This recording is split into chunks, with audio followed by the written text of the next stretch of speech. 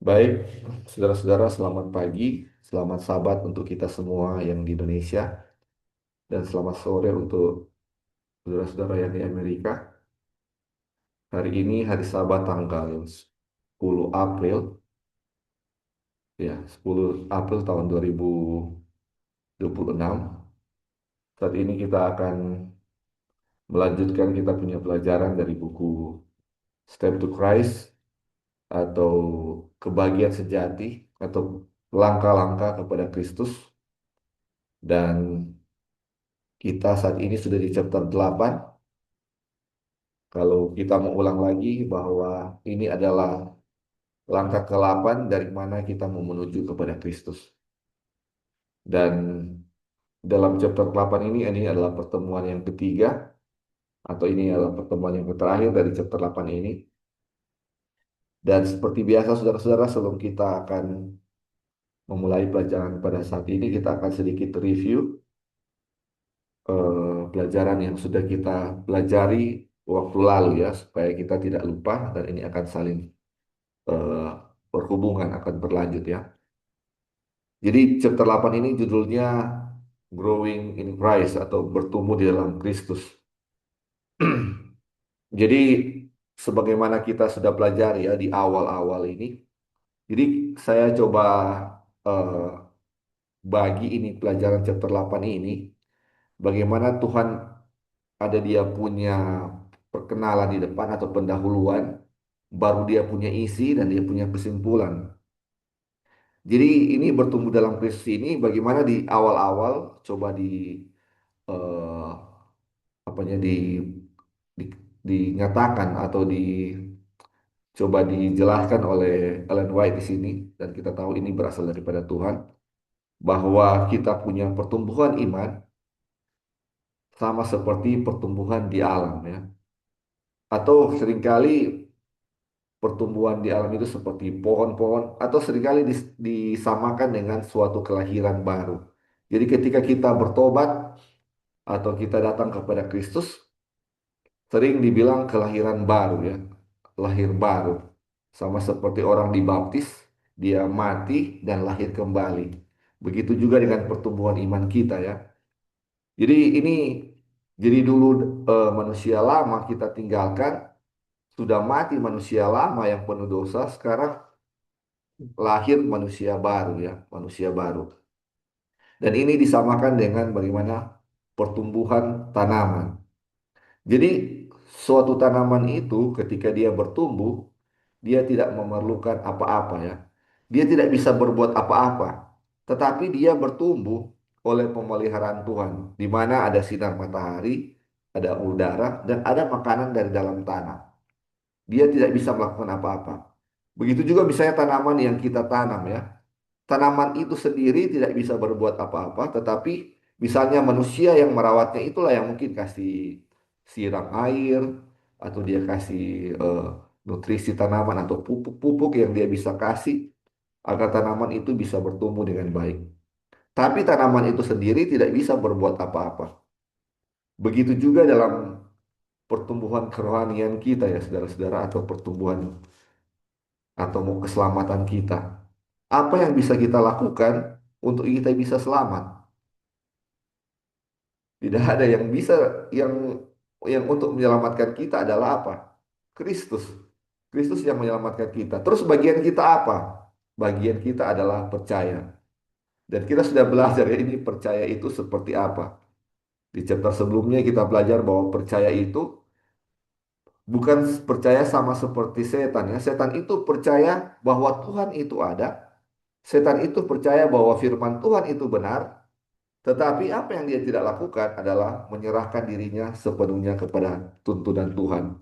Atau submit atau yielding, menyerahkan sepenuhnya dirinya kepada Tuhan. Itu yang tidak dilakukan. Dan percaya itu bukan iman. Iman itu adalah percaya dan bergantung sepenuhnya kepada firman Tuhan itu. Dan dibilang ya, setan itu percaya bahwa Tuhan itu ada dan bahkan dia gemetar. Sering kita memahami iman itu seperti itu. Oh, percaya saja. Tetapi percaya tanpa penyerahan kepada Tuhan itu bukanlah iman. Jadi iman adalah percaya dan bergantung sepenuhnya kepada Tuhan, pada firman Tuhan.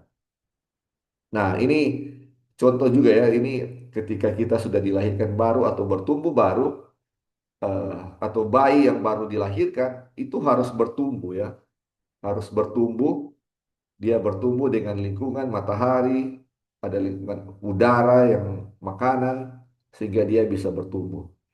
Dan dibilang ini ya, sebagaimana juga pertumbuhan itu, bagaimana supaya bisa bertumbuh, yaitu katanya seperti anggur, ranting itu harus terkonek dengan pokok anggur. Kalau dia terlepas dari pokok anggur, atau ranting itu terpisah dari pokok, dia akan kering dan mati. Dia akan kering dan mati. Begitu juga dalam kehidupan kita, kalau kita terpisah dari pokok anggur kita, yaitu Kristus, kita akan kering dan mati. Jangankan mau berbuah, jangankan untuk berbuah, untuk bertumbuh saja tidak bisa. Jadi tujuan utama dari pertumbuhan itu adalah untuk berbuah. Jadi apa namanya, akan sia-sia dia mau bertumbuh kalau tidak berbuah kan. Tetapi kita tahu ya, sebagai tanaman yang normal, dia harus bertumbuh dan berbuah. Kenapa dia mau bertumbuh? Karena dia akan berbuah nanti. Dan kita sudah pelajari waktu lalu, buah ini ya bukan buah-buah. Ini adalah buah roh, di mana buah itu adalah kasih, sukacita, damai sejahtera, panjang sabar. Itu yang akan dihasilkan dari pertumbuhan rohani ini. Sama seperti pelajaran sekolah sahabat ya, ini triwulan ini kita sudah pelajari bagaimana kita ini mau bertumbuh di dalam Kristus. Apa yang bisa kita lihat, saudara-saudara, sebagai orang yang bertumbuh, orang yang selama ini dalam kebenaran, apakah kita sudah ada buah atau tidak? Sering kita dalam kehidupan kita, kita mengaku pengikut Kristus, tapi karakter Kristus kita tidak pancarkan. Atau buah kita tidak ada. Pertanyaannya adalah refleksi diri kita sendiri ya. Realitasnya seperti apa? Apakah kita eh, terpisah dari Kristus atau kita melekat dengan Kristus? Apakah kita sama seperti ranting yang masih terkonek dengan pokok atau sudah terpisah sehingga kita tidak menghasilkan buah? Ini adalah refleksi diri kita sendiri. Ini bukan mau lihat apakah orang lain bertumbuh, apakah orang lain berbuah, bukan itu ya. Sering kita fokus ke orang lain punya pertumbuhan kerohanian. Kita nggak fokus kepada diri, apa namanya, pertumbuhan kerohanian kita sendiri ya. Jadi ini kita nggak bisa lihat orang, kita hanya bisa merefleksikan kita punya pertumbuhan diri sendiri. Nah ini yang sudah saya, ini yang awal-awal ya kita sudah pelajari. Dan ini kembali dibilang ya bahwa untuk pertumbuhan itu bukan pekerjaan kita sendiri ya. Ini semuanya berasal dari Tuhan. Kekuatan kita tidak mampu ya. Kalau kita berusaha sendiri, dibilang setiap usaha itu akan apa? Gagal. Karena Tuhan Yesus bilang, di luar aku kamu tidak dapat berbuat apa-apa. Jadi kalau kita terpisah dari ranting atau pokok anggur, kita akan tidak bisa untuk melakukan apa-apa. Jadi waktu lalu juga kita sudah pelajari bahwa ketika eh, dengan iman kita bisa menjadi milik Kristus, dan untuk menjadi milik Kristus itu sepenuhnya ada namanya take and give. Jadi bagaimana kita kasih dan Tuhan akan berikan. Terus dibilang apa yang dia minta Tuhan untuk kita kasih kepada dia. Dibilang kita punya segalanya yang kita miliki. Hati kita, kehendak kita, kita punya pelayanan, kita kasih semuanya kepadanya. Terus apa yang Tuhan mau kasih kepada kita? Ketika kita kasih segalanya kepada Kristus, Kristus pun akan memberikan segalanya. Dibilang dia akan berikan dirinya, Kristus itu sendiri, dan dia bilang the fullness of his blessing ya, dia punya segala berkat dia akan kasih untuk kita. Jadi ketika kita kasih semua milik kita, kita empty, kosong, sama seperti Kristus ketika dia datang dia kosong, dan Tuhan dan dia akan isi apa? Kita dengan dia punya kepenuhan ya. Jadi bukan cuma Kristusnya, dia bilang kuasa pun akan menjadi milik kita. Kuasanya pun akan eh, menjadi milik kita. Dan dibilang ketika kita kasih semuanya, dia bilang ini dia punya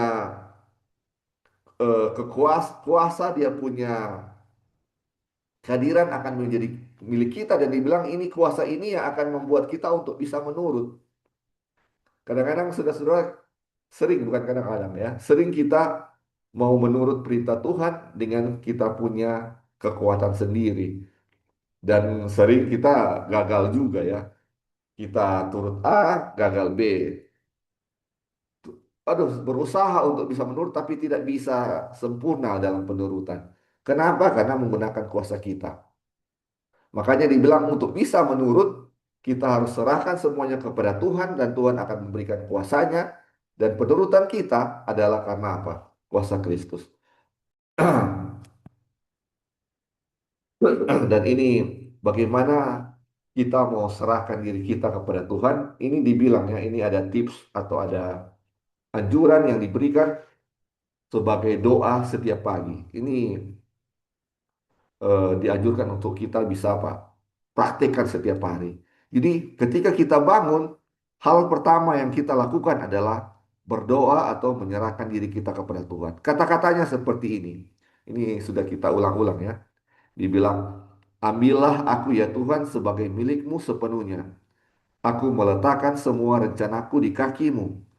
Pakailah aku hari ini dalam pelayananmu, tinggallah besertaku, dan biarlah segala pekerjaanku dikerjakan di dalam engkau. Dibilang ini adalah hal yang pertama yang harus kita lakukan setiap hari. Dan penyerahan itu adalah penyerahan setiap hari. Bukan setiap minggu atau setiap bulan atau setiap 3 hari, bukan. Ini adalah doa setiap pagi, setiap hari kita mau serahkan diri kita kepada Tuhan. Dan dibilang di sini ya, eh, dalam kita punya rencana katanya, letakkan itu semuanya di kaki Tuhan. Apakah rencana itu akan dilaksanakan atau dibatalkan? Karena Tuhan tahu kehendak yang terbaik bagi kita. Jadi misalnya kita punya suatu rencana dan kita serahkannya sepenuhnya kepada Tuhan. Dan kita akan lihat saudara-saudara, hari itu ketika kita serahkan semuanya kepada Tuhan, apa yang akan terjadi? Kadang-kadang yang kita sudah rencanakan tiba-tiba gagal, batal. Kenapa ini? Kita harus ingat bahwa pada pagi hari kita sudah serahkan itu kepada Tuhan. Dan ketika kita gagal, kita tahu bahwa oh, ini ternyata kehendak Tuhan saya nggak jadi misalnya mau ke suatu tempat atau mau melakukan suatu hal. Kita tahu bahwa itu adalah kehendak Tuhan. Kita sudah mulai mengenal siapa ini Tuhan ini ketika kita apa? Menyerahkan kita punya diri kita pada pagi hari kepada Tuhan. Jadi kita nggak akan coba apa bersungut-sungut atau merasa suatu hal yang aduh nggak jadi seperti ini. Aduh kenapa Tuhan begini-begini. Kita nggak akan komplain kepada Tuhan karena suatu rencana kita gagal. Mungkin rencananya suatu rencana yang baik, tetapi gagal. Gagal. Karena apa? Kita sudah tahu, oh ini adalah rencana Tuhan. Kita tidak akan komplain karena kita tahu itu adalah rencana Tuhan. Nah, ini dia bilang, janganlah engkau memandang kepada dirimu sendiri, jangan biarkan pikiranmu terpusat pada diri sendiri, tetapi pandanglah kepada Kristus dengan mengasihi Dia, meneladani Dia, dan bergantung sepenuhnya kepadanya, engkau akan diubahkan serupa dengan Dia. Jadi saudara-saudara, yang menjadi masalah kita adalah diri kita sendiri ya. Eh, seringkali kita hanya fokus kepada kita punya diri sendiri. Dan memang itu kita punya natural ya, kita punya kealamian ketika kita jatuh dalam dosa adalah egois atau pandang kepada diri sendiri terus. Jadi apapun yang kita melakukan, kita selalu pertimbangkan apakah ada untungnya bagi diri saya atau ketika saya melakukan ini nggak ada untung sama sekali kepada diri saya. Jadi terpusat pada diri saya sendiri ya. Makanya dibilang jangan pandang kepada diri sendiri, tetapi pandang kepada Kristus. Dibilang dengan mengasihi dia, telan meneladani dia, bergantung sepenuhnya kepadanya, kita akan menjadi serupa dengan Kristus. Atau merefleksikan eh, karakter Kristus. Sama dengan pelajaran sholat saat ini minggu ya, bagaimana ketika kita kenal dia, kenal Tuhan, kita akan merefleksikan kita punya karakter sama seperti Tuhan ya, sama seperti Tuhan.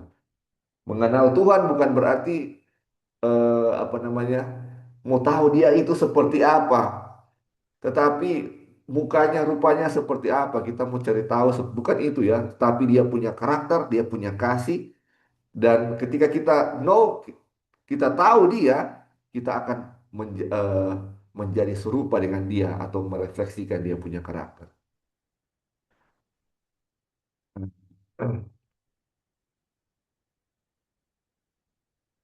Nah, dibilang ini yang waktu lalu kita belajar ya. Ketika pikiran tertuju pada diri sendiri, berpaling dari Kristus, sumber kekuatan dan kehidupan. Karena itu adalah usaha setan yang terus-menerus untuk mengalihkan perhatian dari juru selamat dan dengan demikian mencegah persatuan dan persekutuan jiwa dengan Kristus. Saudara-saudara, satu-satunya kita punya kekuatan adalah persekutuan dengan Kristus. Satu-satunya kita punya kekuatan adalah ranting itu terus melekat pada pokok. Jadi ini eh, dia punya kunci itu ya. Kunci itu adalah ranting dan pokok harus tetap terhubung ya. Dan ini setan tahu akan hal ini. Jadi apa yang setan lakukan? Dia bilang usaha setan terus-menerus untuk alihkan perhatian kita dari juru selamat.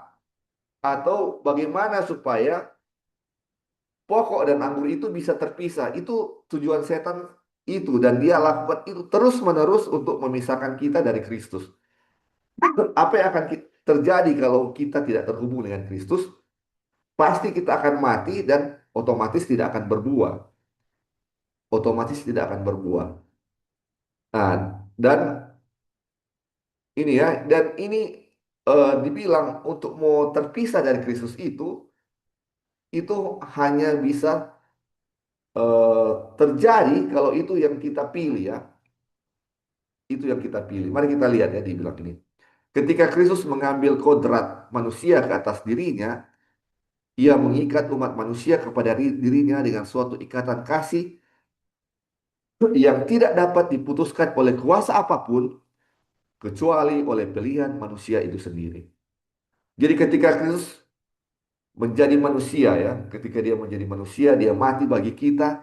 Ini sudah terikat antara ikatan antara manusia dengan Kristus ini. Ini tidak bisa diputuskan oleh apapun, oleh setan pun tidak bisa. Atau ranting dan pokok ini tidak bisa melepas, tidak bisa melepas. Ini sudah terhubung kuat sekali, saudara-saudara. Tapi itu bisa diputuskan atau bisa dipisahkan itu ranting dengan apa? Pokok, kecuali itu adalah apa? Pilihan manusia itu sendiri.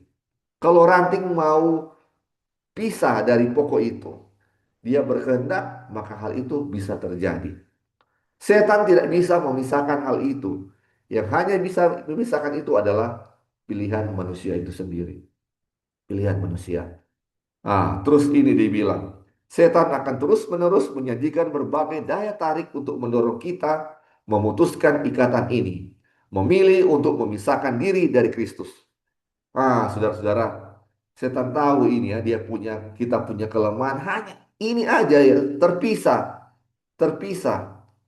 Dia tahu, saudara-saudara, eh, dia tahu kalau kita terpisah dari Kristus kita akan mati. Itu dia punya tujuan. Makanya dan dia juga tahu sudah dia juga tahu bahwa dia tidak bisa memutuskan ini hubungan ini kecuali dipilih oleh manusia sendiri. Jadi dia mau terus-menerus mau alihkan kita punya perhatian supaya kita mau terpisah dari Kristus. Dengan dia bilang dia dengan berbagai dia punya tipuan, aduh banyak sekali dia untuk apa? Fokus kepada diri, fokus kepada kesalahan orang lain itu yang sudah kita pelajari waktu lalu ya. Atau hal-hal duniawi lain yang begitu banyak yang dia mau kita ter, ter eh, teralihkan ya, kita teralihkan daripada Kristus dan kita memilih untuk berpisah dari Kristus. Itu dia punya trik. Makanya dibilang begini, disinilah kita perlu berjaga-jaga, berjuang dan berdoa supaya tidak ada sesuatu pun yang memikat kita untuk memilih Tuhan yang lain karena kita selalu bebas untuk melakukan hal itu.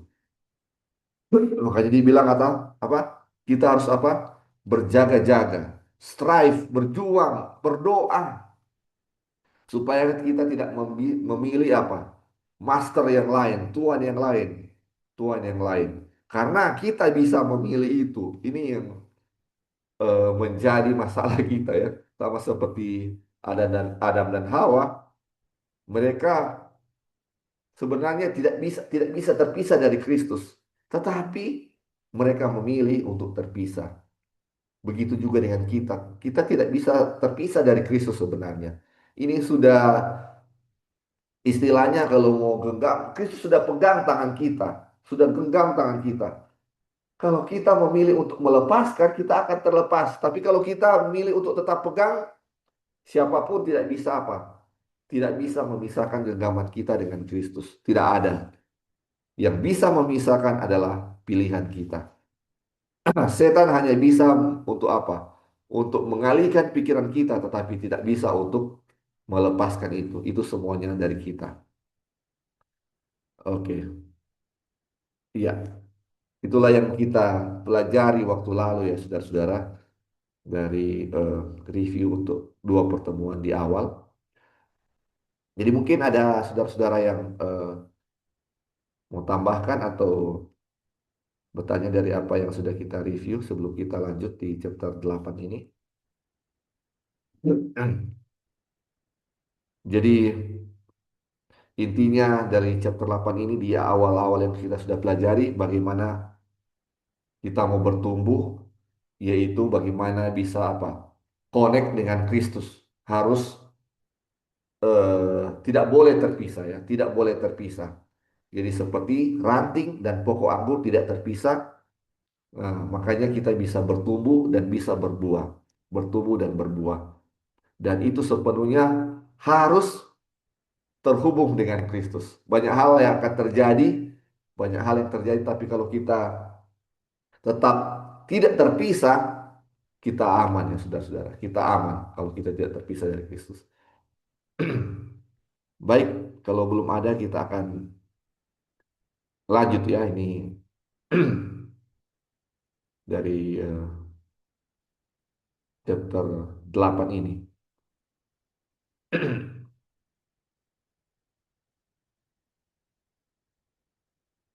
Oke, kita akan baca paragraf terakhir dari eh, apa yang kita baca waktu lalu.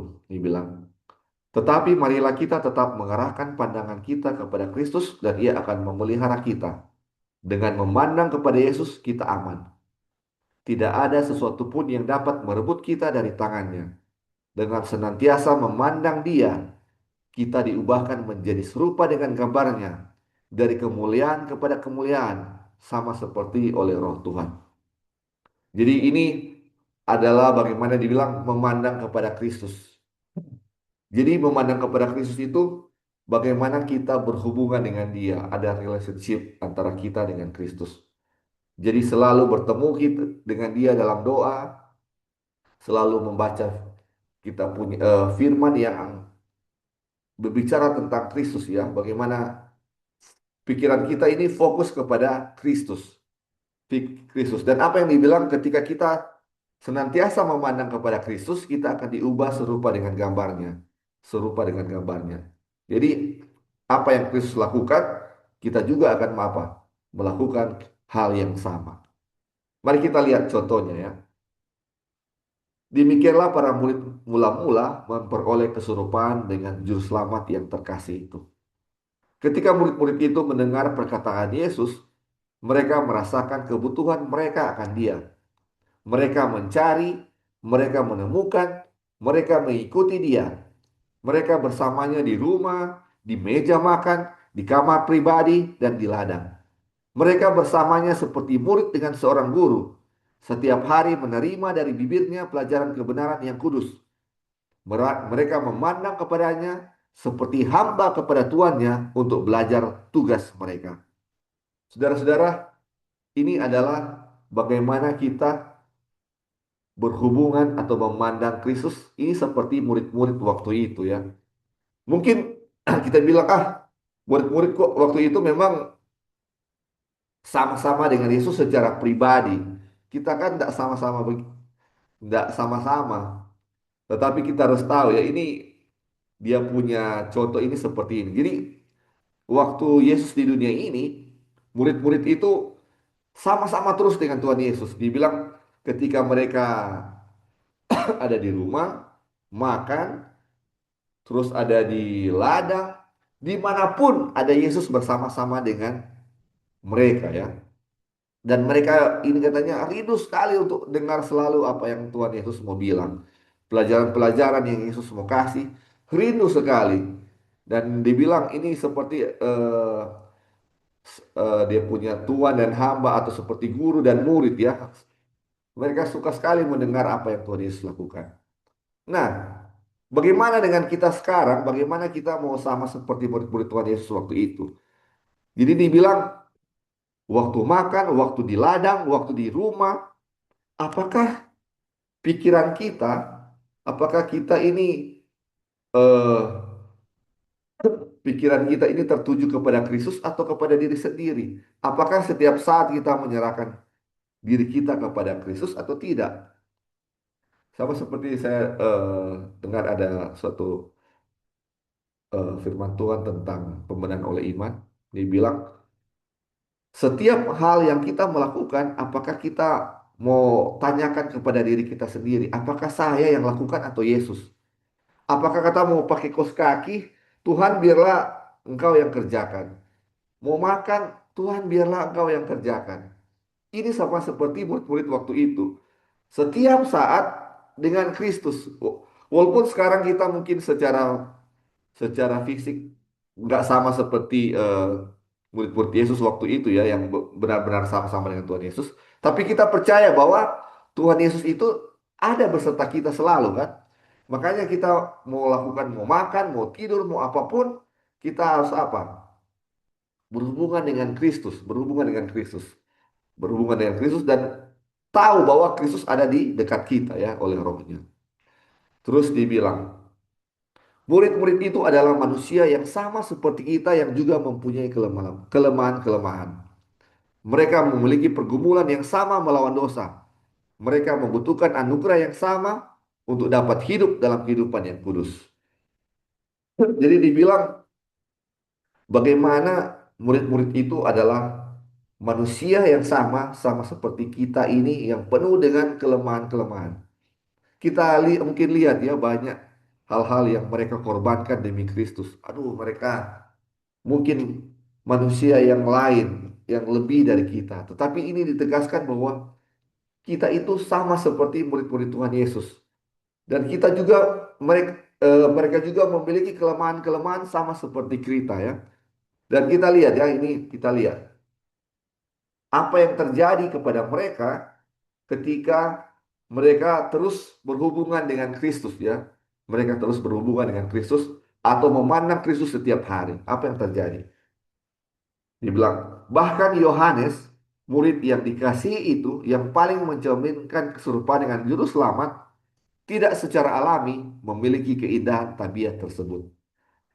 Nah, ini Yohanes ini saudara-saudara, kalau dibilang mencerminkan seperti juru selamat, dia ini penuh kasih.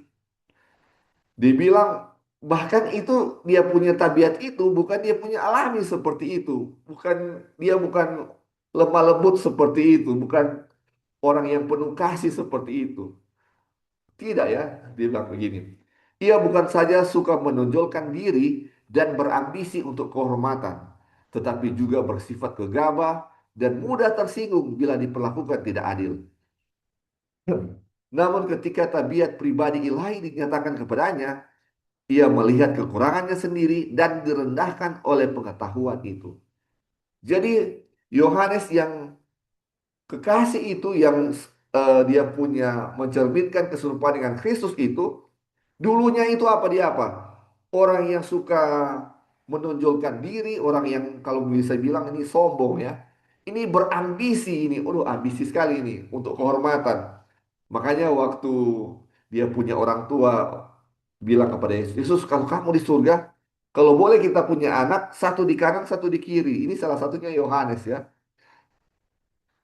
Satu kanan di kiri kalau di surga. Jadi mereka mau suatu tempat yang terhormat ya, mau melebihi dari orang lain. Ini berambisi sekali. Dia bilang ini orangnya gegabah, mudah tersinggung. Kalau diperlakukan tidak adil, gampang sekali tersinggung. Jauh dari karakter Kristus. Tetapi ketika mereka melakukan seperti yang dibilang tadi ya, setiap hari memandang kepada Kristus, apa yang terjadi? Mereka melihat kekurangan mereka sendiri. Dan namanya direndahkan oleh pengetahuan itu. Mereka jadi rendah hati gara-gara mereka tahu, aduh, ini saya punya kekurangan. Jadi apa yang akan kita dapat ketika kita memandang kepada Kristus setiap hari? Kita akan lihat kekurangan kita. Kita saat ini sudah-sudah kenapa kita sukar sekali untuk bertobat? Kita tidak mau untuk mengakui kesalahan kita karena kita nggak lihat secara jelas kita punya kekurangan. Kenapa? Karena kita jauh dari Kristus. Kita nggak melihat Dia setiap hari. Karena kalau kita melihat setiap hari, kita akan tahu kita punya apa? Kekurangan. Terus dibilang, kekuatan dan kesabaran, kuasa dan kelembutan, keagungan dan kerendahan hati yang ia lihat dalam kehidupan sehari-hari anak Allah memenuhi jiwanya dengan kegaguman dan kasih. Waduh, jadi setiap hari ketika dia melihat Kristus, dia punya apa? Dia punya kuasa, dia punya kekuatan, kerendahan hati yang dia lihat dari Kristus. Sekarang dia mulai apa? Dia mulai eh, miliki apa yang dia lihat dari Kristus itu. Dia bilang hari demi hari hatinya tertarik kepada Kristus sampai ia kehilangan pandangan terhadap diri sendiri dalam kasihnya kepada gurunya. Sifat yang mudah tersinggung dan ambisius diserahkan kepada kuasa pembentukan Kristus. Aduh, saudara-saudara, dibilang hari demi hari dia apa? Tertarik kepada Kristus dan hilang dia punya pandangan kepada diri sendiri. Ini yang menjadi masalah kita, saudara-saudara. Karena kita sejauh ini memandang diri kita sendiri kan dibilang. Kita selalu melihat kita punya diri sendiri. Apakah ketika kita melakukan sesuatu ada keuntungan bagi kita? Tidak. Fokus kita kepada apa? Diri sendiri terus, diri sendiri terus. Karena kita punya kealamian seperti itu. Tetapi ketika dia memandang kepada Kristus, dia lihat terus Kristus setiap hari, dia apa? Dia serahkan, dia tidak lagi memandang kepada diri sendiri, tetapi memandang kepada Kristus. Dan dia bilang, sifatnya yang mudah tersinggung, ambisius, diserahkan kepada apa? Kepada Kristus. Diserahkan kepada kuasa pembentukan Kristus. Jadi seperti yang kita pelajari di awal, harus ada take and give. Kita kasih, kita punya apa? Kita punya kehendak, kita punya karakter, segala sesuatu kasih kepada Kristus dan dia akan berikan. Dia punya diri sendiri dan dia punya kuasa akan diberikan kepada kita. Ini yang terjadi kepada apa? Kepada Yohanes. Terus dibilang, pengaruh pembaruan dari Kristus, dari Roh Kudus memperbarui hatinya. Kuasa kasih Kristus menghasilkan suatu perubahan tabiat. Inilah hasil yang pasti dari persatuan dengan Yesus. Bila Kristus tinggal di dalam hati, seluruh sifat manusia diubahkan. Roh Kristus kasihnya melembutkan hati, menaklukkan jiwa, dan mengangkat pikiran serta keinginan kepada Allah dan surga. Tidak ada tabiat yang keras, sekeras apapun. Kalau dia mengizinkan Kristus, hal-hal ini akan terjadi. Ketika dia memandang Kristus, dia punya dosa yang paling besar dalam dirinya.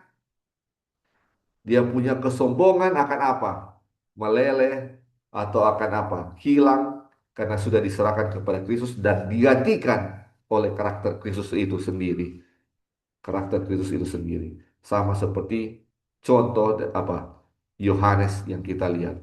Ini murid yang terakhir mati ya saudara-saudara. Sangat dikasihi oleh Kristus, sangat dikasihi. Makanya dibilang Yohanes the beloved ya. Yohanes yang terkasih. Ternyata Yohanes yang terkasih ini bukan orang yang baik dulunya. Dia adalah apa?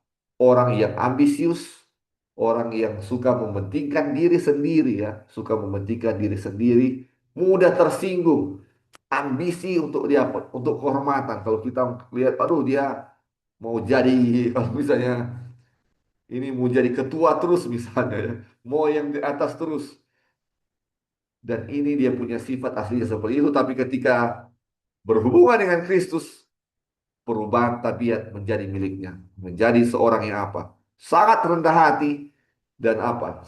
Dan menjadi orang yang sangat dikasihi oleh guru mereka yaitu Yesus Kristus.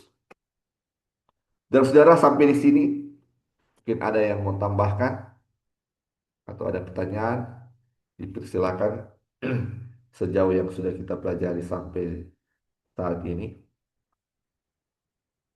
Bagaimana pengaruh dari hubungan dengan Kristus, persatuan dengan Kristus itu akan membuat manusia lama kita, kealamian kita yang egois, yang suka mementingkan diri sendiri, bisa apa? Bisa direndah, bisa dihilangkan ya. Memandang kepada Kristus, kita akan serupa dengan Kristus. By beholding, we become changed. Dari memandang kepada Kristus, kita bisa dirubah menjadi sama seperti Kristus. Kalau Ya, oke, silakan, silakan. bisa dengar? Bisa, bisa. Oke, terima kasih atas kesempatan. Jadi kalau kita belajar mengenai bertumbuh dalam Kristus, kita tahu kan dia punya inti dari bertumbuh dengan Kristus itu, atau kalau pohon bertumbuh, yang mau dinantikan kan buah toh, Iya, ya betul. kan? Karena kalau misalnya orang tanam pohon, orang kan nggak mau kalau pohonnya itu Betul. hanya daun-daun terus gitu. Kenapa mau tanam pohon? Karena kita mau ada buah gitu. Jadi bertumbuh dalam Kristus itu adalah untuk menghasilkan buah.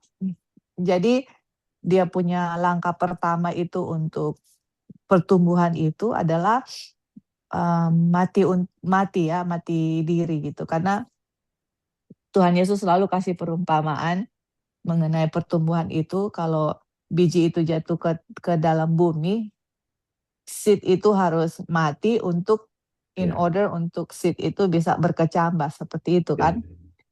Nah, langkah pertama itu untuk kita bertumbuh itu harus mati diri gitu. Karena kalau kita tidak mati diri, Tuhan Yesus itu tidak bisa bertahta gitu. Karena untuk Tuhan Yesus bertahta dalam diri kita itu, diri itu nggak bisa berkuasa. Jadi nggak bisa dalam diri kita itu ada dua, satu diri, satu Kristus. Jadi entah saya yang menjadi tahta dalam diri saya atau Kristus. Kalau Kristus yang bertahta, saya harus mati. Nah, iya, sekarang pertanyaannya bagaimana saya harus mati diri gitu ya? Karena itu langkah pertama yang sometimes kita itu yang paling penting, tapi itu yang paling dilupakan. Sometimes kita mau belajar, oh buahnya bagaimana untuk berbuah gitu. Ada kasih, sukacita, panjang sabar. Tapi langkah pertamanya itu yang sering kita lupa gitu, yaitu bagaimana untuk saya mati dan Kristus yang hidup. Nah, langkah pertama yang kita lihat bagaimana murid-murid Tuhan Yesus semua bisa menjadi sama dengan Yesus, atau mereka bisa menerima kecurahan Roh Kudus tanpa batas di hari Pentakosta itu, yaitu spend time dengan Yesus kan. Ya kan, karena kalau saya untuk memati diri saya sendiri, nggak mungkin saya harus mati. Bagaimana saya mau mati diri sendiri gitu? Itu harus dengan kuasa Tuhan. Kita lihat murid-murid Tuhan Yesus yang baru kasih contoh, John the Beloved. Dia nggak orang yang nggak apa ya, nggak langsung jadi the beloved begitu. ya. lemah lembut sama seperti Yesus. Dia yang paling mimik karakter Tuhan Yesus. Dia waktu mulai join dengan Tuhan Yesus, dia itu the son of thunders kan, apa suka marah gitu. Atau mungkin orang punya defect of character, suka marah, suka tersinggung, sama seperti Yohanes, cepat irritate begitu. Tapi untuk menjadi seperti Yesus, yaitu spend time dengan Yesus gitu. Nah, untuk sama dengan kita kan semua. Bagaimana saya harus die to self? Nggak ada cara lain selain kita spend time dengan Yesus atau melihat karakter Tuhan Yesus. Kalau kita tidak melihat karakter Tuhan Yesus, tidak membiarkan Yesus bertahta, pertumbuhan itu nggak akan bisa terjadi gitu. Karena untuk untuk bertumbuh tadi yang kita bilang harus die to self, harus ada mati untuk diri dan Yesus yang berkuasa. Nah, makanya karena setan tahu ini sangat penting, this is the beginning of new life di dalam diri kita. Atau sama Yesus bilang kepada Nikodemus kan, kalau kamu tidak dilahirkan kembali, kamu nggak masuk dalam kerajaan surga. Nah, untuk lahir kembali kan harus ada mati dulu, saya punya kehidupan lama mati, kemudian ada kehidupan baru gitu. Ya. Dan kalau saya nggak kehidupan lama nggak mati, ya nggak akan ada nggak ada kehidupan baru, nggak ada new birth seperti itu. Dan untuk saya punya kehidupan lama mati itu harus kita terus memandang Tuhan Yesus. There is no other way. Setan tahu itu dan dia bikin apa saja, mau kita punya kesibukan kayak kita punya kesalahan kayak kita punya masa lalu kayak kita punya pekerjaan, kita punya semua, setan akan bikin untuk saya tidak memandang kepada Kristus, saya tidak spend time dengan Yesus, dan kalau tidak spend time dengan Yesus, apa yang akan terjadi? Saya punya diri akan lebih bertumbuh, I-nya itu akan lebih besar gitu, dan Tuhan Yesusnya itu di mana? Ya Tuhan Yesusnya itu enggak ada, dan kalau Tuhan Yesus enggak ada, apakah saya akan mati diri? Enggak, dan itu enggak akan terjadi, pertumbuhan tidak terjadi, dan kalau pertumbuhan tidak terjadi, ya buah tidak akan ada. Oh, Dan di Christ Object Lesson bilang apa? Christ is waiting with the longing desire untuk dia punya karakter dimanifestasi dalam gereja. Atau dia lagi tunggu itu buah gitu. Dia prune, nah makanya banyak sekali perumpamaan untuk di perumpamaan Tuhan Yesus mengenai buah-buah.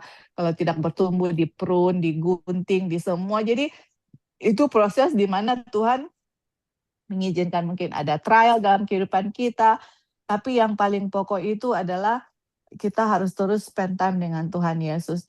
Tapi itu juga ya, maksudnya untuk spend time dengan Tuhan Yesus itu masing-masing kita sometimes struggle bangun pagi-pagi, apalagi ibu-ibu. Atau saya pribadi talking about myself. Sometimes bangun pagi-pagi pas buka mata udah seribu apa ya, eh, 1000 macam yang saya mau bikin apa, bangun masak ini gitu, tapi I have to stop dan bilang, hey, you need to spend time dengan Jesus, you need to pray, you need to this, sebelum, karena itu kayak pas bangun apa next gitu, apa yang I have to do next. Nah itu kalau kita jadi kebiasaan kita untuk spend time dengan Tuhan Yesus, itu akan jadi otomatis ya, bangun, kita berdoa, spend time dengan Tuhan Yesus, melihat Tuhan Yesus, dan itulah akan membuat diri kita mati, karena kalau kita melihat karakter Tuhan Yesus, Yesus punya kehidupan itu nggak ada untuk dirinya sendiri sama sekali dari dia kecil sampai dia mati. Semua untuk apa? Orang lain, keselamatan orang lain, orang lain. Waktu kita the more kita beholding character of Christ, kita akan lebih wow bandingkan dengan diri kita penuh selfish, egois dan segala macam, dan itulah yang membuat diri saya mati gitu. There is no other way. Jadi satu-satunya cara untuk kita bisa mati itu self, untuk grow itu adalah kita harus tahu, meditate dan berdoa pada Tuhan. Tuhan, apa yang membuat saya ini terpisah dengan Tuhan? Apa yang membuat saya tidak bisa spend time dengan Tuhan? Dan kalau kita tahu jawabannya, we need to like pray about it. Tuhan tolong saya untuk put you first gitu. Makanya seek you first dan lain-lain Tuhan akan tambahkan. Oke, Li, thank you. ya, terima kasih. Mungkin ada lagi yang mau tambahkan saudara-saudara? Sampai di sini. Ya, jadi hubungan dengan Kristus itu sangat penting untuk pertumbuhan kerohanian kita ya. Untuk pertumbuhan, ini sama seperti Yohanes ini. Yohanes ini dia ketika dia datang kepada Kristus, dia serahkan kan, jadi serahkan dia punya kesombongan diri, dia punya eh, apa namanya sikap yang ingin menonjol, semua dia punya sikap-sikap yang buruk, dia serahkan kepada Kristus.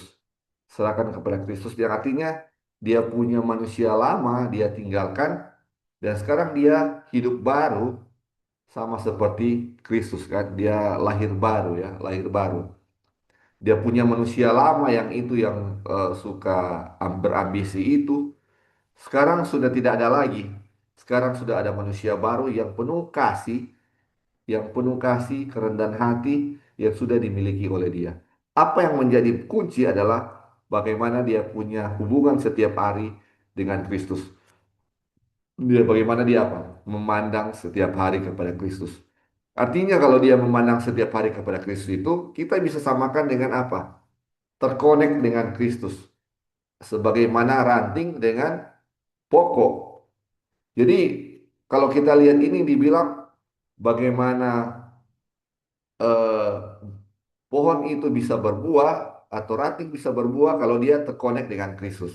Kita lihat contoh dari Yohanes, bagaimana dia bisa berbuah sama seperti menjadi sama seperti Kristus dengan dia punya hubungan setiap hari dengan Kristus.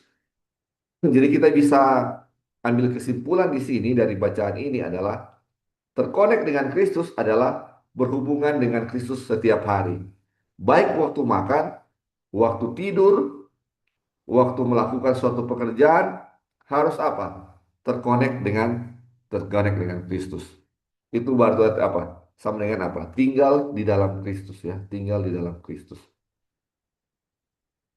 Baik, kita lanjut ya saudara-saudara. Ketika Kristus naik ke surga, kesadaran akan kehadirannya tetap menyertai para pengikutnya. Ini adalah kehadiran pribadi, penuh kasih dan terang.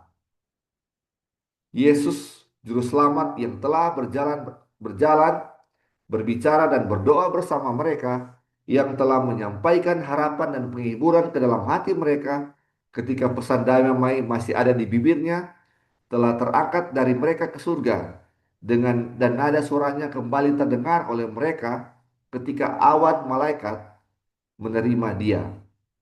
Ketahuilah, aku menyertai kamu senantiasa sampai akhir zaman. Matius 28 ayat 20. Ia telah naik ke surga dalam rupa manusia. Mereka mengetahui bahwa ia berada di hadapan tahta Allah, tetapi tetap tetap sebagai sahabat dan juru selamat mereka, bahwa simpatinya tidak berubah, bahwa ia tetap satu dengan umat manusia yang menderita. Jadi saudara-saudara, ketika Yesus naik ke surga ya, ini kita mau lihat ya, tadi bagaimana eh, manusia atau murid-murid Tuhan berhubungan dengan Kristus waktu dia masih di dunia. Mereka lihat dia punya karakter dan bisa ada perubahan ya, sama seperti Yohanes. Dan ini kita lihat ketika Kristus naik ke surga, apa yang dia bilang? Dibilang, ketahuilah aku menyertai kamu senantiasa sampai kepada akhir zaman. Dibilang ia telah naik ke surga dalam rupa manusia. Mereka mengetahui bahwa ia berada di hadapan tata Allah, tetap sebagai sahabat dan juru selamat mereka, bahwa simpatinya tidak berubah. Jadi, walaupun Kristus sudah naik ke surga, dia punya kehadiran masih sama seperti ketika dia masih ada apa? Masih di dunia ini. Ketika dia apa? Dia pergi ke surga, dia berjanji akan memberikan Roh Kudus kan yang sama seperti dia yang hadir setiap waktu bagi kita. Itu adalah bagaimana dia punya kehadiran akan sama seperti ketika dia masih di dunia ini. Dia bilang dia akan sertai kita sampai kepada akhir zaman. Terus dia bilang, ia mempersembahkan di hadapan Allah jasa darahnya yang berharga, menunjukkan tangan dan kakinya yang terluka. sebagai peringatan akan harga yang telah ia bayar bagi orang-orang tebusannya. Mereka tahu bahwa ia telah naik ke surga untuk menyediakan tempat bagi mereka dan bahwa ia akan datang kembali untuk membawa mereka kepada dirinya. Saudara-saudara, ini bagaimana ketika Kristus sudah naik ke surga, dia menjadi pengantara kita ya. Dia bilang kepada Tuhan, kepada Bapa, ini dia punya darahnya, ini tangan dia punya kakinya masih sama, masih lubang, masih terluka, sebagai peringatan bahwa harga yang dia bayar untuk manusia sebagai tebusannya ya. Dan ini dia bilang bahwa ketika dia naik ke surga, dia apa? Menyiapkan tempat bagi kita, tempat bagi kita yang apa? Bagi kita yang ada di dunia ini untuk datang bersama-sama dengan dia. Mungkin saat ini kita eh, terpisah dan dia, atau bukan terpisah ya, kita tidak bersama-sama secara langsung dengan dia. Tetapi dia sudah berjanji, dia akan memberikan, dia akan kembali untuk menjemput kita supaya kita akan sama-sama seperti murid-murid waktu itu ya, berhubungan dengan dia atau terhubung dengan dia muka dengan muka ya, muka dengan muka. Dan walaupun saat ini dia terpisah, tetapi dia punya kehadiran masih sama. Tapi nanti kita akan lebih, sukacita kita akan lebih ketika apa? Kita akan bertemu dia muka dengan muka ya. Ketika dia sudah akan kembali, karena dia sudah menyiapkan apa? Tempat bagi kita. Saudara-saudara, mungkin sampai di sini ada yang mau tambahkan dari eh, sampai di bagaimana ketika Kristus naik ke surga? Oke, kita lanjut ya. Ini masih masih berhubungan. Terus dibilang, setelah kenaikannya, ketika mereka berkumpul bersama, mereka dengan penuh kerinduan menyampaikan permohonan mereka kepada Bapa dalam nama Yesus. Dengan rasa hormat yang mendalam, mereka berlutut dalam doa mengulangi janji ini. Apapun yang kamu minta kepada Bapa dalam namaku, ia akan memberikannya kepadamu. Sampai sekarang, kamu belum meminta sesuatu dalam namaku.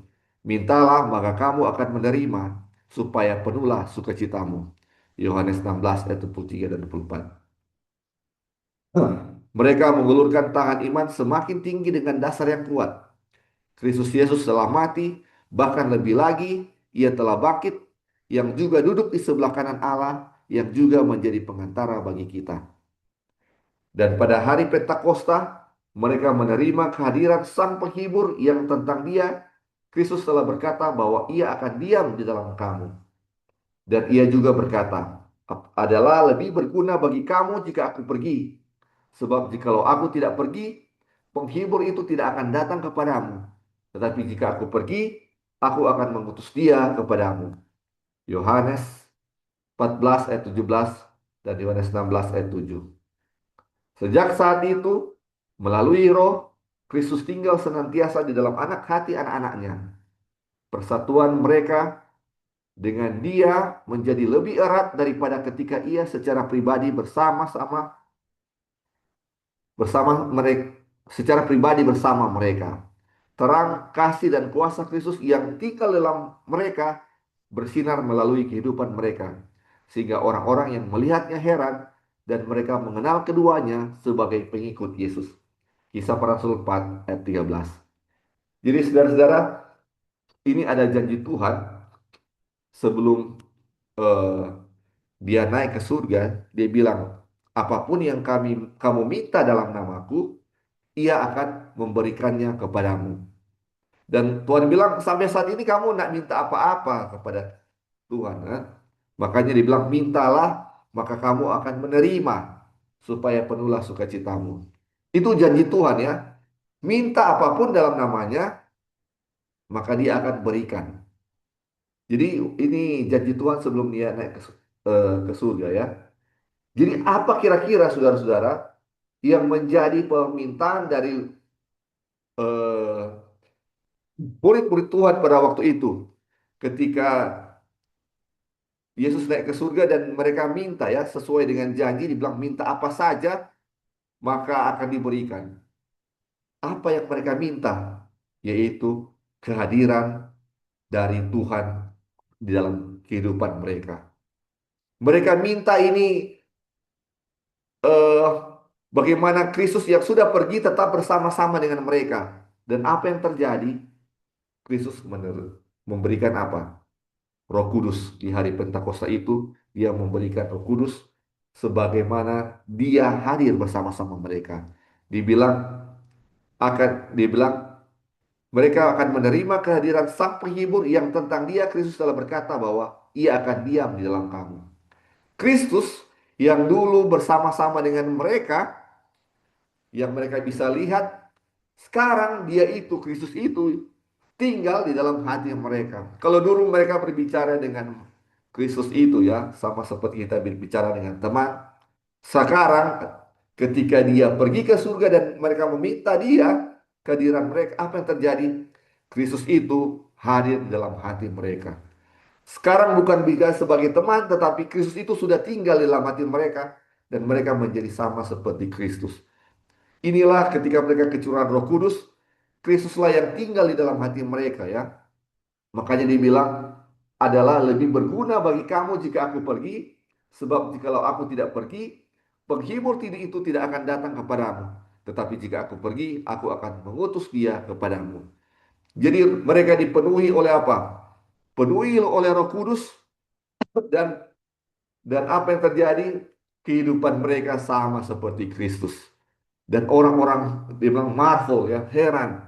Dan mereka tahu bahwa mereka pernah bersama-sama dengan Yesus. Jadi kalau bahasa Indonesia dibilang, dan mereka mengenal keduanya sebagai pengikut Yesus ya, Kisah 4 ayat 13. Tetapi kalau di bahasa Inggris dibilang, and they took knowledge of them that they had been with Jesus. Bahwa mereka itu pernah bersama-sama dengan Yesus. Bahwa mereka itu memantulkan apa yang Yesus lakukan ya. Ini apa yang dulu Yesus lakukan, sekarang mereka sama seperti Yesus. Mereka punya kelakuan, dia punya perbuatan-perbuatan sama seperti apa? Sama seperti Yesus. Ini apa yang terjadi? Mereka memiliki buah, memiliki buah. Ini ketika Roh Kudus turun ke atas mereka, mereka memiliki buah roh, the fruit of spirit ya. Ini apa yang terjadi? Mereka bisa melakukan segala sesuatu, mereka memiliki kuasa, bahkan untuk menyembuhkan pun mereka memiliki kuasa. Dan dibilang di sini, ketika Roh Kudus turun ke atas mereka, apa yang terjadi? Setiap hari 3.000 jiwa apa diselamatkan atau ditobatkan ya saudara-saudara. 3.000 jiwa ditobatkan. Bayangkan saudara-saudara, kenapa selama ini kita dituntut untuk bukan dituntut ya bahwa kita harus berbuah, berbuah, berbuah. Kita harus bertumbuh supaya berbuah. Dan dalam ini kita belajar tentang bertumbuh ya. Kita bertumbuh untuk bisa berbuah nanti. Karena apa? Ketika kita berbuah, karakter Kristus akan dipancarkan kepada kita ya, dalam diri kita. Jadi orang melihat kita ketika kita berbuah, buahnya sama seperti pokok, yaitu Kristus. Mereka lihat kita bukan Yohanes lagi, tetapi mereka lihat itu sebagai Kristus. Bukan saya pribadi, tetapi mereka lihat Kristus dalam diri saya. Ini adalah buah ya. Dan apa yang terjadi ketika kita berbuah? Banyak orang akan ditobatkan kepada Kristus. Kalau zaman dulu 3.000 dibilang, kalau zaman akhir ini akan lebih banyak daripada apa waktu apa? Akan lebih dahsyat, lebih hebat dari zaman apa? Pentakosta. Kalau dulu 3.000, mungkin sekarang akan lebih dari itu. Ketika buah itu dimanifestasikan dalam diri kita ya. Ketika kita berbuah, banyak sekali yang akan apa? Yang akan bertobat. Aduh, puji Tuhan. Saudara-saudara ada yang mau tambahkan sampai di sini? Bagaimana tentang contoh Yohanes dan tentang Pentakosta? Ya, silakan.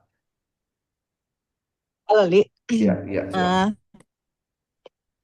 ini sangat bagus karena kalau kita belajar mengenai Pentakos, kita tahu kan Pentakos ini akan diulang kembali di zaman kita kan. Iya, iya. Tetapi kuasanya itu akan 10 kali lipat yang akan terjadi, Waduh. itu Ellen White bilang ya. Ya Ah, akan di zaman kita gitu.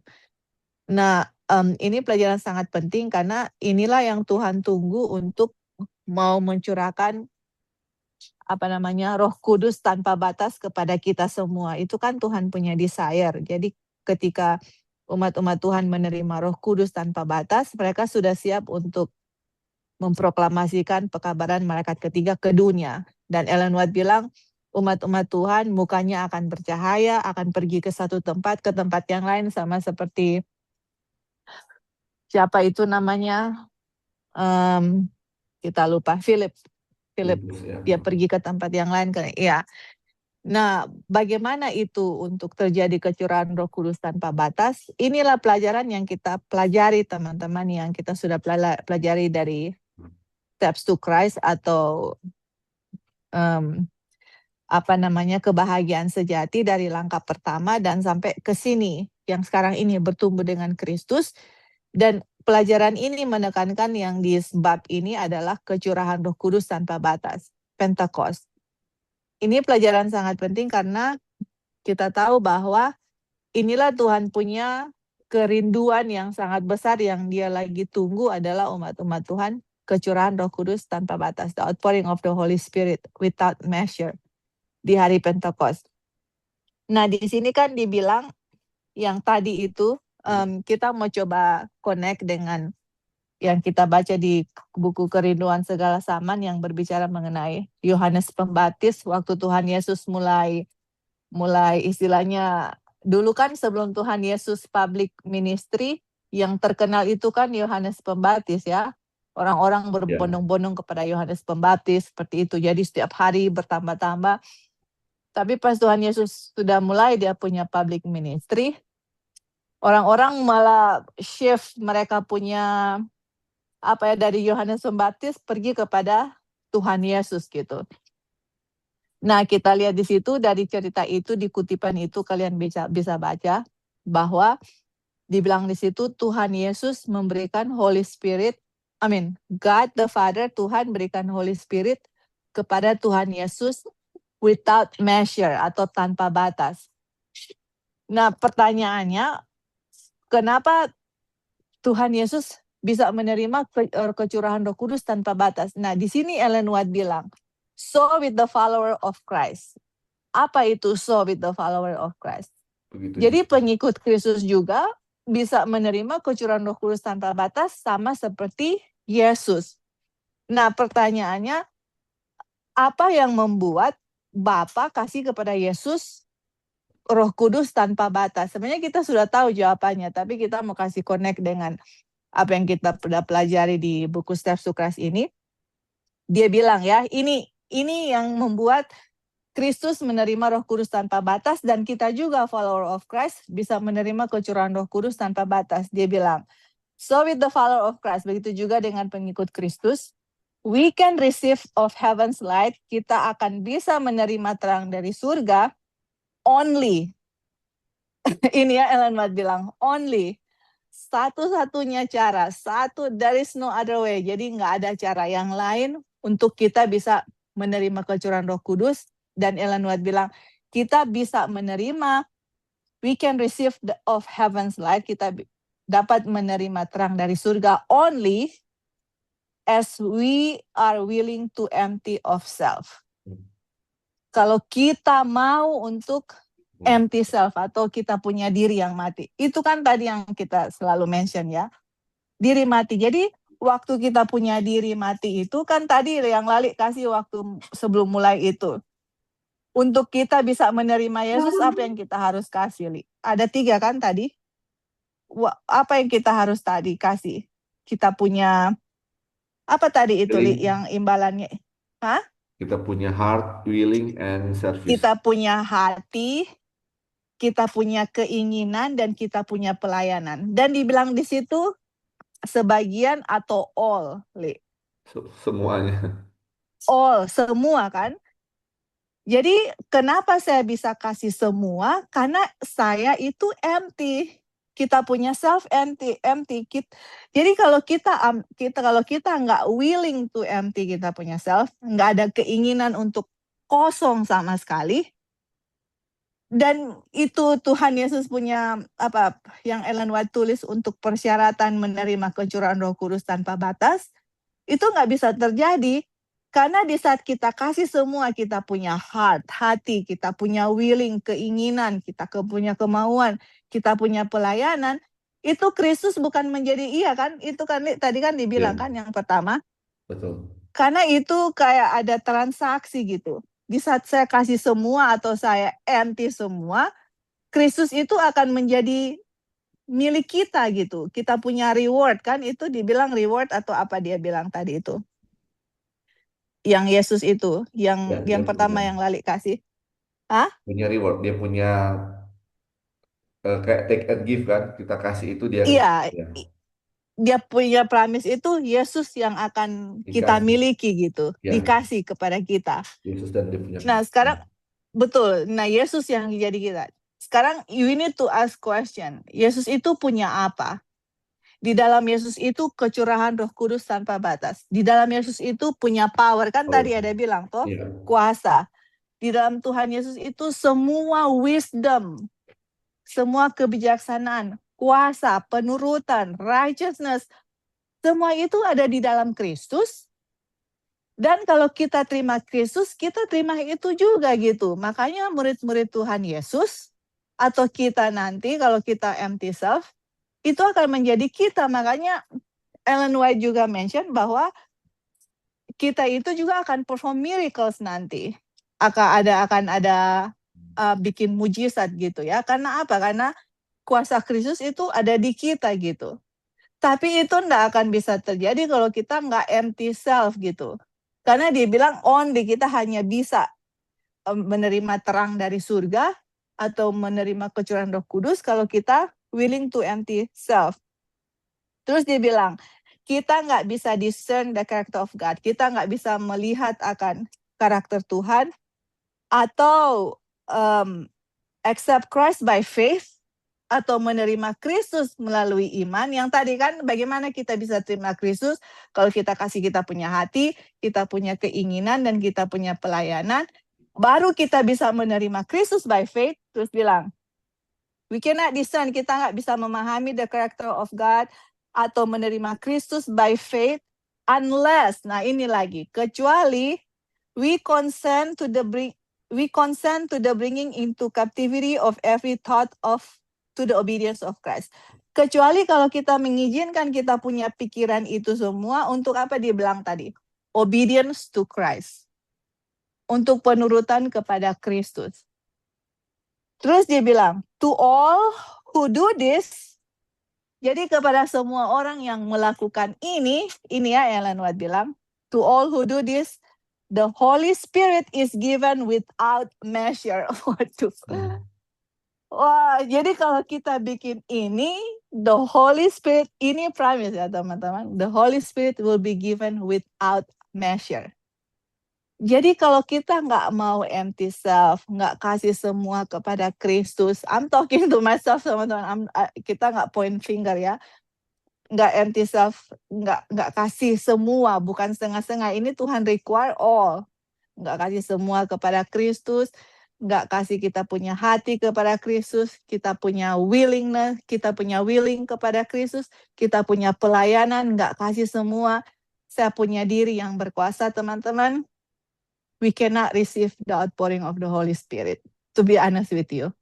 Dan kalau kita nggak terima kecurahan Roh Kudus tanpa batas, nggak ada choice untuk Seventh-day Adventist. Either we receive the seal of God or mark of the beast. Hanya itu gitu. Karena orang-orang yang akan terima the seal of God, mereka itu ya akan menerima apa? Kecurahan Roh Kudus tanpa batas. Karena mereka itulah yang akan Tuhan gunakan untuk proclaim the third angel's message gitu.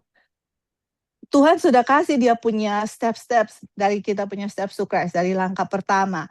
Sekarang Tuhan mau minta bagaimana kita bisa bertumbuh menghasilkan buah, yaitu empty to self, die to self, kasih semua kepada Kristus supaya Kristus kasih semua untuk kita gitu. Karena nggak ada 50-50 atau ada Ellen White punya kutipan, unless kita itu 100% with God, we are not belong to God.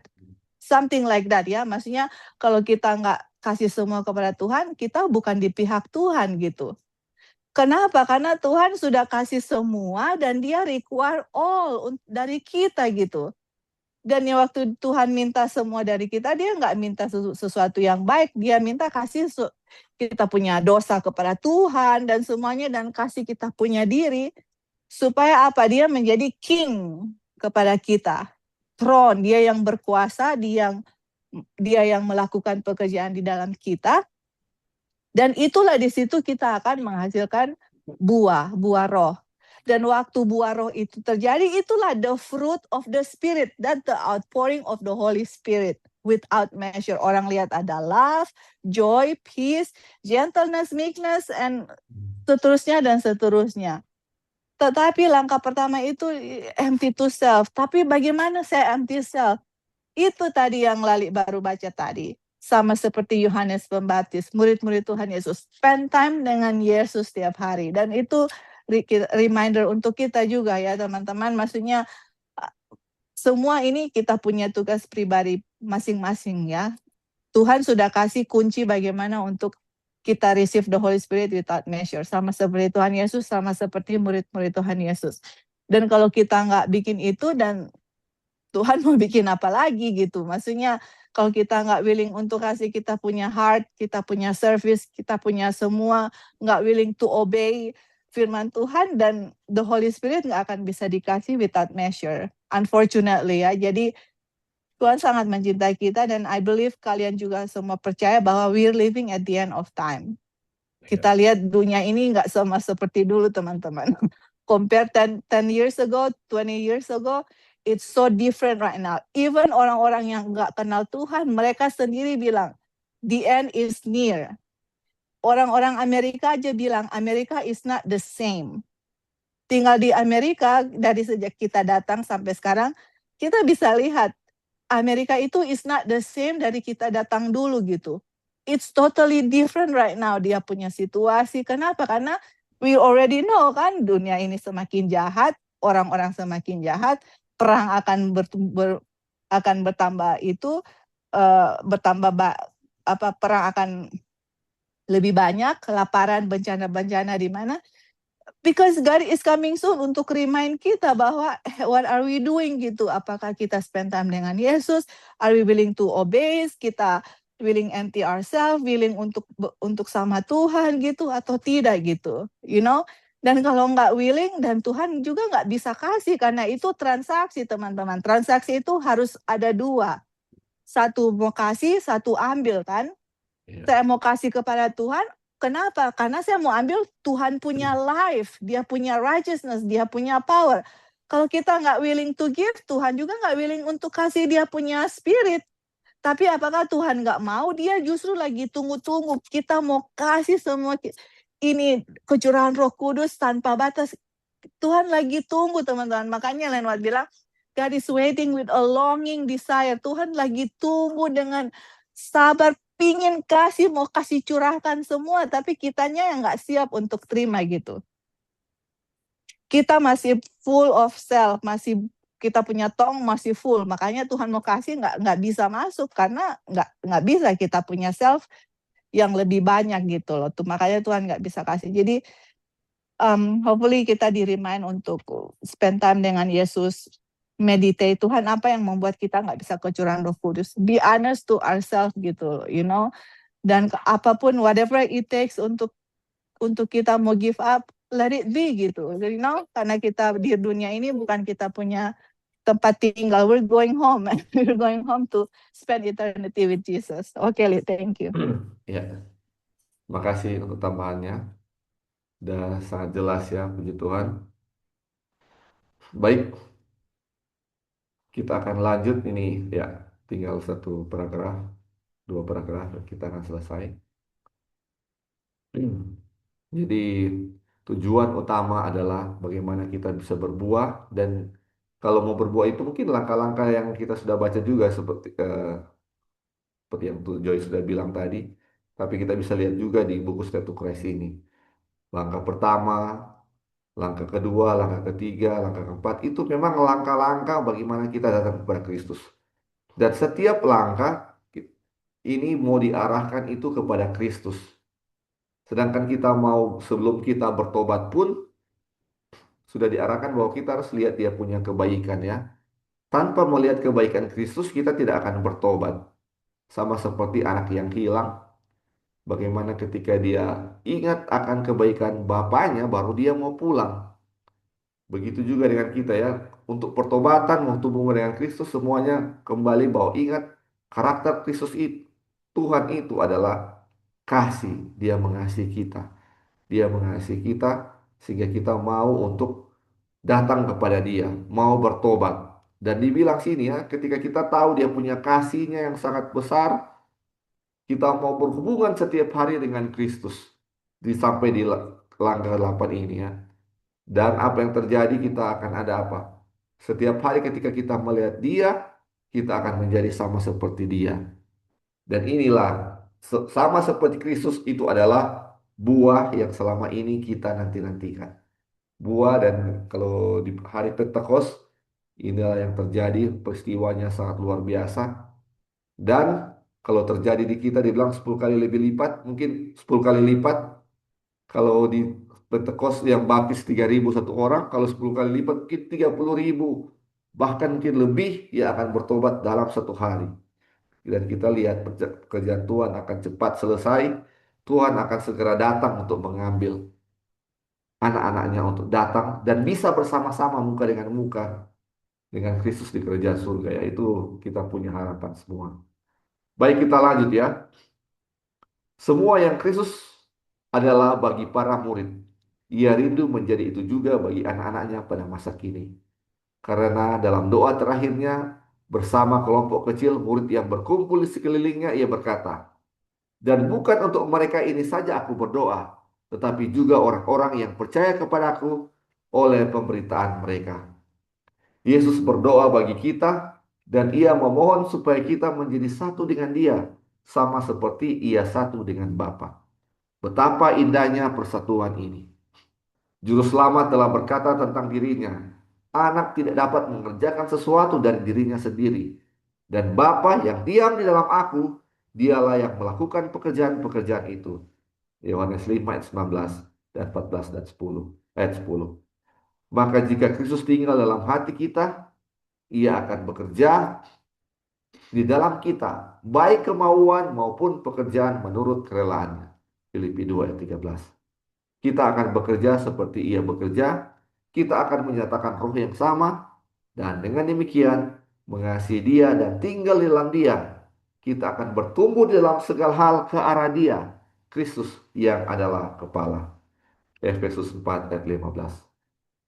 Saudara-saudara, ini ya sebelum Kristus ketika dia naik ke surga, dia berdoa ya, dia berdoa dibilang eh, dia akan menjaga kita ya sama sampai pada akhir zaman dan dibilang ini Kristus doakan bukan cuma untuk para murid-muridnya tetapi bagi mereka yang apa katanya mengikut dia ya bahkan kepada anak-anak yang sampai sekarang ini ya to his children today kepada anak-anaknya sekarang ini doa yang sama waktu dia doakan kepada murid-muridnya menjadi bagian kita dan dibilang bukan untuk mereka ini saja aku berdoa, tetapi juga untuk orang-orang yang percaya kepadaku oleh pemberitaan mereka. Setiap orang yang percaya kepada Kristus Yesus berdoa ya. Apa yang menjadi doa Yesus adalah dia berdoa untuk kita bisa menjadi apa? Satu dengan dia. Sama seperti dia satu dengan Bapa. Dan segala sesuatu yang Yesus lakukan di dunia ini, itu semuanya dari apa? Dari Bapa. Bapa yang diam di dalam Yesus yang mengerjakannya. Sekarang kita, sekarang kita. Ketika kita satu dengan Kristus, ini dibilang apapun yang kita lakukan bukan kita yang lakukan, tetapi Kristus yang lakukan di dalam dalam kita ya, di dalam aku. Kristus yang lakukan di dalam aku. Aku tidak bisa mengerjakan apa-apa tanpa Kristus. Ingat ya saudara-saudara, kita tidak bisa mengerjakan apa-apa tanpa Kristus, sebagaimana Kristus tidak bisa melakukan apa-apa tanpa Bapa. Jadi ini persatuan antara kita dan Kristus. Dan ini dibilang kalau kita bersatu dengan Kristus, kita menghasilkan buah-buahnya. Apapun yang kita lakukan adalah Kristus yang lakukan, itulah buah. Karena kalau Kristus sudah lakukan, pasti apa? Kasih, damai sejahtera, kelemah lembutan, penyangkalan diri. Sifat-sifat Kristus itu sudah menjadi bagian kita karena Kristus yang bekerja di dalam kita. Makanya dibilang, baik kemauan, mau bikin apapun, atau pekerjaan, itu yang lakukan adalah apa? Kristus. Work out your own salvation with fear and trembling. Kita mau kerjakan, kita punya keselamatan dengan takut akan Tuhan. Tetapi karena apa? Karena Kristus yang melakukan baik kemauan atau pekerjaan. Jadi bukan kita sendiri yang kerjakan, tetapi Kristuslah yang mengerjakannya dalam kita. Saudara-saudara, sampai di sini kita punya pelajaran di chapter 8 ini. Mungkin ada yang mau tambahkan satu dua sebelum kita tutup dalam doa.